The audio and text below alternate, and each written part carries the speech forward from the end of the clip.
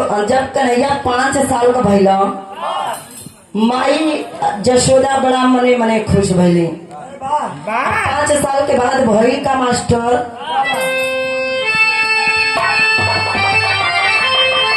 अरे खुश हो जन्मदिन रहली मनाई, अरे घायल पापी पत घबराई,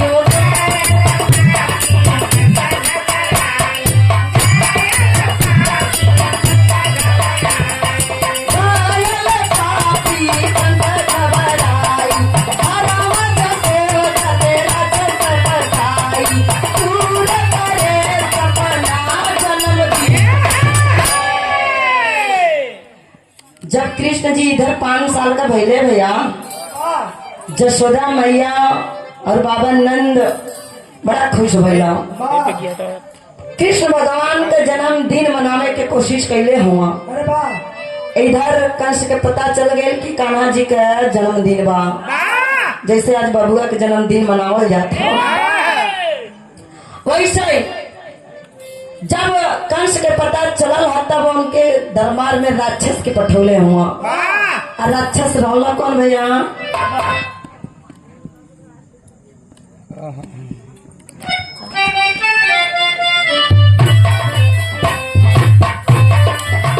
कहाँ छना में ये भैया, छना में, छना में ये बाबू, छना में, छना में पहुँच गया तू खटावा, देखनी भवाना महोला लगावा, हर सीता तोड़ा मैयाना।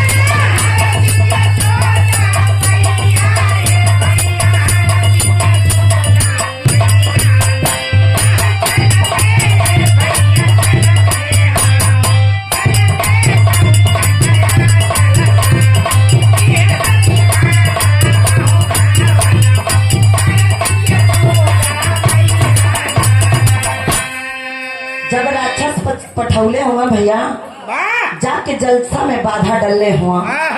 उधर जन्मदिन की पार्टी चलत बा, इधर राक्षस जाके तूफान मचौलस। और जब तूफान मचौलस, राक्षस के नारी लोग देख के भैली का भैया, अरे जब नारी तो सब भई बेहोश, अच्छा करेगा चारी देखे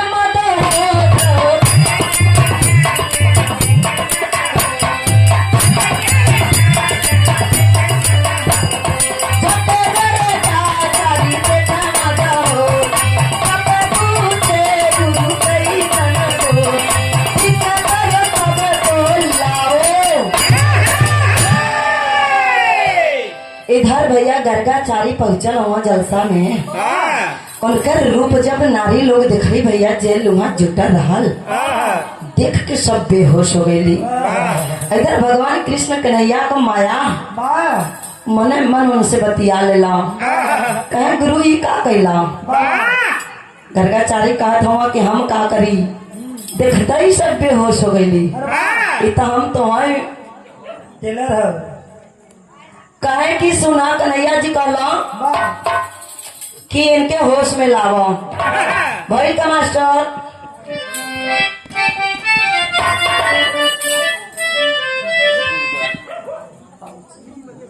आप दुर्गा यादव बाबू जी की तरफ से बहुत शानदार पुरस्कार सादर प्राण रागनी करती आप को आशीर्वाद की कामना करते हैं। बाबूजी का ये धरती, ये गांव इतनी महान है। बाबूजी का दर्शन हुआ, आप लोग की दर्शन हुई, इस धरती पे आई रागनी, एक गाना गाई। 28 तारीख को कार्यक्रम मिला, कितना भाग्यशाली हूँ मैं, और ये धरती कितना भाग्यशाली है। अभी आप लोग के बीच में भौरा जी कहे कि जब मैं पहली बार आया था तो साइकिल से कजरी का कार्यक्रम करने आया था, लेकिन इस धरती का देन है कि मिर्जापुर में अनेकों कजरी का कार्यक्रम किया। आज अपने स्कॉर्पियो से चलने का कार्य कर रहा हूँ, लेकिन इस रागनी के पास तो साइकिल भी नहीं है। अगर बाबूजी का आशीर्वाद रहेगा, आप लोग का प्यार दुलार रहेगा तो अब की बार नहीं, लेकिन अगले साल मोटरसाइकिल जरूर खरीदूंगी। रेलगाड़ी निकल बाबू लोग का प्यार दुलार हो, इतना औकात नहीं हो रेलगाड़ी का, लेकिन मोटरसाइकिल तो जरूर खरीदाओ। ठेला वाली गाड़ी चालू सरो भैर का भैया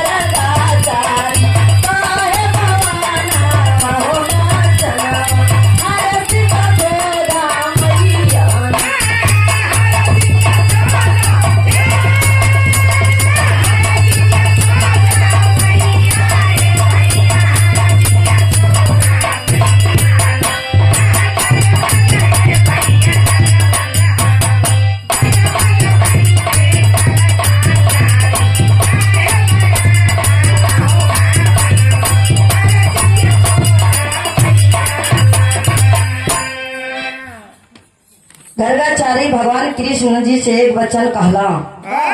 का कहले हुआ भैया? अरे ढंग से प्रेम धुने आप ही सुनाई, अरे तू रहते होती हटिए जाइयो।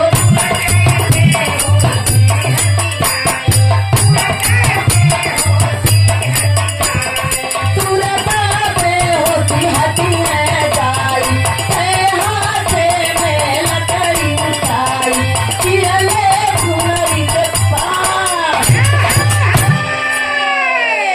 भैया हो। गर्गाचारी कहला कौनो सुंदर धुन बजाई दा, धुनवा के सुनते ये लोग होश में आ जाई। हम तो होश में ना कर पाई, कैसे लोगन के करिए? अगर हम जाइब तो देख के भाई तो बेहोश है, कहीं प्राण न त्याग दे लोग। कृष्ण भगवान कहला कि आखिर हम कहाँ से बांसुरी बजाई, कहा कि बांसुरी धुन बजाए था। कहा कृष्ण भगवान कहाँ से हम सुंदर धुन बजाए दे बांसुरी को?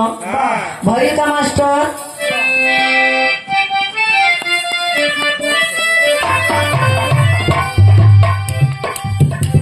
ए भैया हो, उस समय एक बांस की लकड़ी उठाऊंगा गर्गाचारी, और वह लकड़िया के दे देला कृष्ण भगवान के। कहे पे लकड़ी के बजाते सुंदर धुन यही में से निकली। जब बजौले हुआ कृष्ण जी तो भैरी का बाबू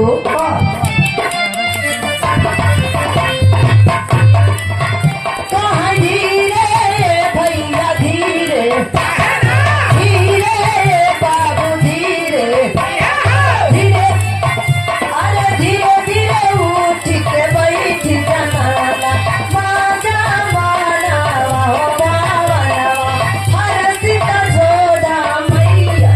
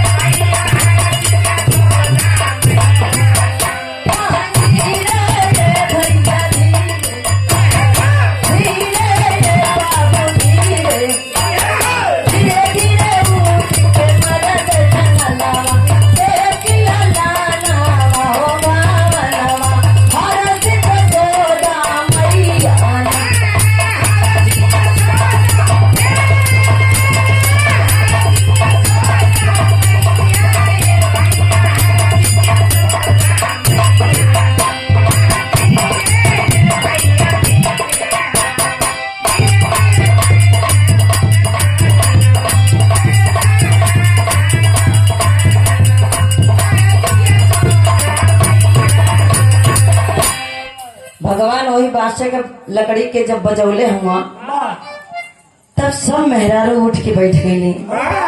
आदमी मेहरारू जितना बेहोश हो सब उठ के बैठल हुआ। और जब बैठल हुआ तो भैल का बाबू अरे नारे नारी लगे तब पछे करनवा। अरे पवली बतावा कैसे जिंदलावा हो।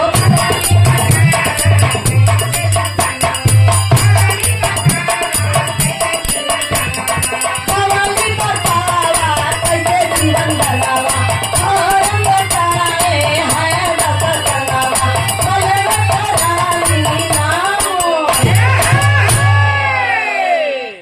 कहे कि तुम्हारे जो कृष्ण मुरारी हुआ जेकर जन्मदिन मनावत हूँ वही यही बसवा के लकड़िया के बजा दिला हूँ।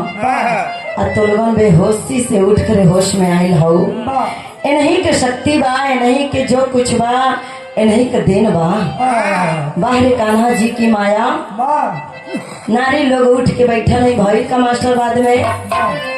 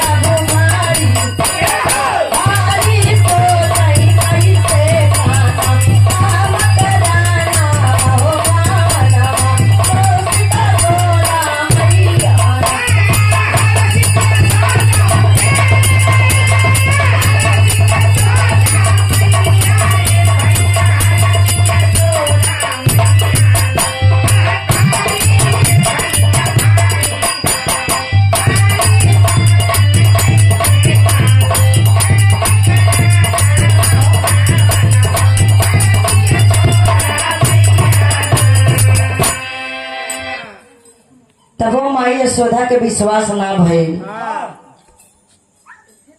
कैसे कि लकड़ी बांस के समय गार्गी बताए ना रहा कहना कोनो लकड़ी बजा देला हो। यशोदा माई कहनी आखिर ऐसा कौन लकड़ी रहल बतौले है का। अरे मत बरस वाली लकड़ी थलाया। अरे यहाँ बात रण में सुनाया ओ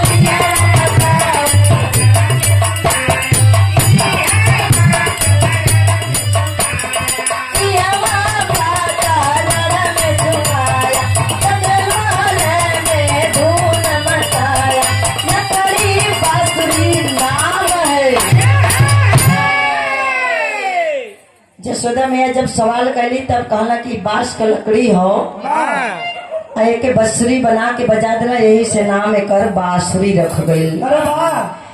जब बांसुरी रख गई कान्हा जी के ओइठना से बांसुरी की उत्पत्ति हो गई। भैया लास्ट लाइन लगेल बा कैसे।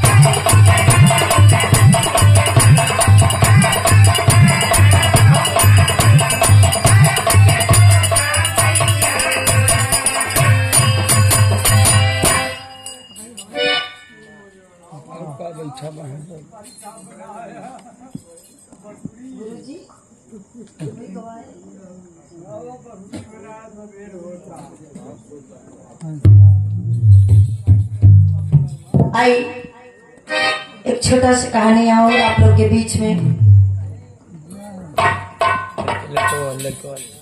हाँ?